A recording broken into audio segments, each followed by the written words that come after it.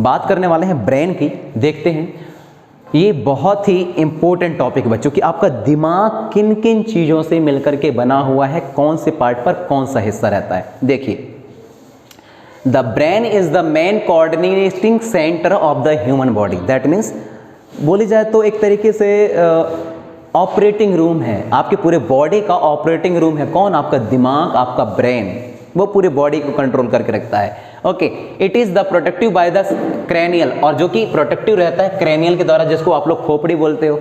Okay, it's covered by the 3 membrane called the meaning filled with the fluid called the सेरेब। Okay, अब देखिए, ये जो आपका क्रैनियल वाला हिस्सा है वो पूरी तरीके से कवर रहता है एक मेम्ब्रेन के द्वारा, जिसको कि आप लोग mining field with a fluid called the, एक माइनिंग फील्ड रहता है जिसको आप लोग क्या बोलते हो बच्चों?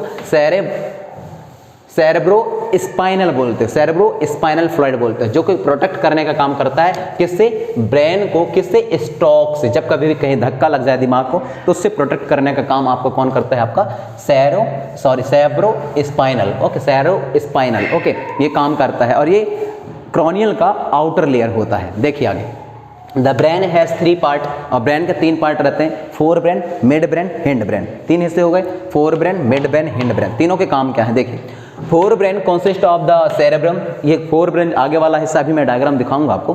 फोर ब्रेन जो आपके सेरेब्रम से कंटेन करके रखता है, ऑल्फैक्टरी लोब से कंटेन करके रखता है, और ये थिंकिंग का काम भी करता है। दैट मीन्स आपको जो सामने वाला हिस्सा है वह सोचता है, किसी काम के लिए सोचता है, थिंकिंग करता है। ब्रेन का कंट्रोल करने के लिए काम आता है वॉलेंट्री एक्शन के लिए। वॉलेंट्री मतलब होता है सडनली होने वाले एक्शन को कंट्रोल करने का काम आपका फोर ब्रेन करता है। तीसरा क्या है? इट कंट्रोल टच, साथ में किसी ने टच किया उसको कंट्रोल करता है, स्मेल को कंट्रोल करने का काम करता है, सुनने को कंट्रोल करता है, टेस्ट को, साइड को, मेंटल एक्टिविटी को काम मतलब कंट्रोल करने का काम करता है, या देखता है, थिंकिंग को देखता है, लर्निंग को देखता है, मेमोरी को देखता है, इमोशन को देखता है।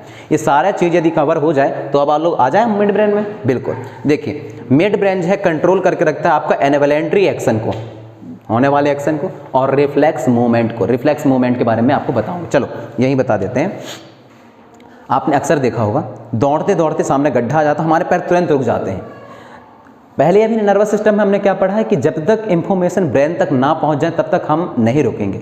लेकिन कुछ एक्शन ऐसे होते हैं बच्चों की इंफॉर्मेशन जाता तो है ब्रेन के टूवर्ड्स, बट स्पाइनल कॉर्ड से ही वापस आ जाते हैं, जिसको कि आप रिफ्लेक्स एक्शन बोलते हैं। किसी आगे के ऊपर हाथ जाने से पहले जाता है, उसे झट से यहाँ पर लोग खींच लेते हैं, that is a reflex action. Okay, आगे बढ़ते हैं। तो रिफ्लेक्स एक्शन पे काम करता है जैसे हेड का, नेक का, ओके, आइस का। ओके, तो ये सब काम जो है कंट्रोल करने का काम आपका मिड ब्रेन करता है। हिंड ब्रेन के 3 हिस्से हैं, देखिए, सेरेब्रम, पोन्स और मेडुला ऑब्लिगेटा। तीनों को देखिए, hind brain consist of the cerebrum, pons and the medulla oblongata. अब एक एक काम देखिए, सेरेब्रम और सेरेब्रम दोनों में अंतर है। सेरेब्रम आपका फोर ब्रेन का हिस्सा है और सेरेब्रम आपका हिंड ब्रेन का हिस्सा है। ये कंट्रोल करता है बॉडी के मूवमेंट को, बैलेंस को और पोस्चर को। ये क्वेश्चन हमेशा पूछा जाता है, एक ऑब्जेक्टिव यहाँ से सेरेब्रम से, कि भाई कौन सा ब्रेन का भाई कौन सा हिस्सा है जो कि आपके बॉडी के मूवमेंट को कंट्रोल करता है, आपके बॉडी के बैलेंस को कंट्रोल करता है, आपके बॉडी के पोस्चर को कंट्रोल करके रखता है। ओके, तो दिमाग में रखना। पोन्स का कंट्रोल क्या है? रिस्पायरेशन को कंट्रोल करता है। मेडुला ऑब्लिगेटा कंट्रोल करता है हार्ट बीट को, हमारे दिल के धड़कन को, ब्लड प्रेशर को, हमारे ब्लड कितने तरीके से प्रेशर होंगे, दैट मीन्स बीपी को कंट्रोल करके रखता है। स्वेलिंग को कंट्रोल करके रखता है। खांसी दैट मीन्स कफिंग को कंट्रोल करके रखता है। सिरिंजिंग छींकने को कंट्रोल करके रखता है। वॉमिटिंग को कंट्रोल करने का काम आपका मेडुला ऑब्लिगेटा करता है। ओके, आसानी से काम याद रखना कि सबसे ज्यादा काम तो फोर ब्रेन का ही है, देख लीजिए आप, सबसे ज्यादा काम। दूसरा आपका हिंड ब्रेन का है और तीसरा आपका मिड ब्रेन का है। आगे बढ़ते हैं और इसके देखते हैं कौन कौन से हिस्सा थे। ये देख सकते हो, that is a part of the fore brain, that is a part of the mid. यहाँ आपका हिंड ब्रेन रहेगा और यहाँ आपका ये वाला हिस्सा रहेगा मिड ब्रेन का। दिखाई दे रहा है, अलग अलग हिस्से हैं, fore brain, mid brain, hind brain. दिखाई दिया बच्चों? अच्छे से देख सकते हो आप लोग, बहुत अच्छा डायग्राम है। चलिए आगे बढ़ेंगे। ये और अच्छे से हिस्सा दिखाया गया है यहाँ, mid brain, hind brain, cerebrum और पोन्स और मेडुला ऑब्लिगेटा, ये हिंड ब्रेन का हिस्सा है।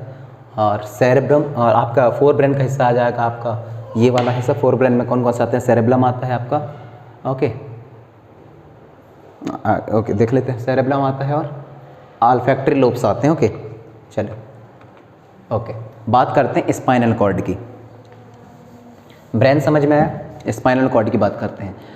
The spinal cord starts from the brain extend through the vertebral column. Vertebral column मतलब होता है ये वाला, ये आपका दिमाग से ब्रेन से स्टार्ट होता है और वर्टिब्रल कॉलम तक जाके जाता है। It has 33 pair of the spinal nerve, और साथ में करीब total number of the pairs ऐसे रहते हैं आपके बैकबोन में। आपने देखा होगा, कभी जज किया होगा, बैकबोन में आपके ऐसे ऐसे रिंग रिंग लाइक स्ट्रक्चर रहता है जिनका नंबर कितना है, total 31। Okay, it carry message to and from the brain, और साथ में यह मैसेज को कैरी करने का काम करता है। It also control the reflex action, और साथ में ये आपका रिफ्लेक्स एक्शन को भी कंट्रोल करने का आपका काम करता है। कौन? Spinal cord. आगे बढ़ेंगे। ओके, अब हम बात करने वाले हैं वही रिफ्लेक्स एक्शन की। तो रिफ्लेक्स एक्शन के बारे में मैंने थोड़ा अभी आपसे जिक्र किया था। देखिए, reflex action is the sudden unconscious and involuntary response of the effector to the stimulus. That means क्या है कि